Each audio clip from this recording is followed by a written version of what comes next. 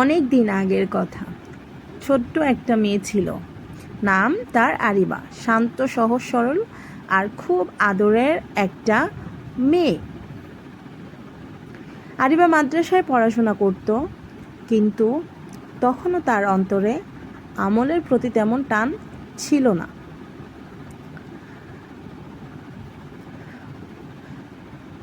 ফেসবুকে এক ছেলেকে তার খুবই ভালো লাগে। সে পরিবারকে জানায় যে ছেলেকেই সে বিয়ে করতে চায়। কিন্তু আরিবার বাবা রাজি ছিলেন না, কারণ ছেলের বাড়ি ছিল অনেক দূরে। তাই বিয়েতে সে রাজি ছিল না।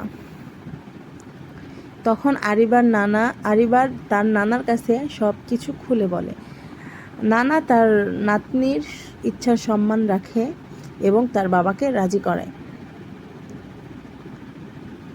পরিশেষে তাদের বিয়ে হয়।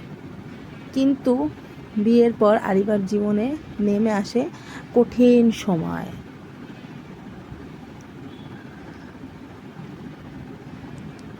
শ্বশুরবাড়ি মানুষ প্রথমে আরিবাকে খুব একটা পছন্দ করতো না। আল্লাহর রহমতে তার জীবনে পরিবর্তন আসে। সে পর্দা শুরু করে, দিনের পথে ফিরে আসে।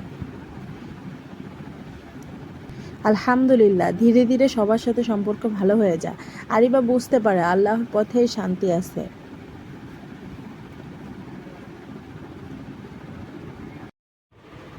হেদায়েত আল্লাহর সব থেকে বড় নিয়ামত।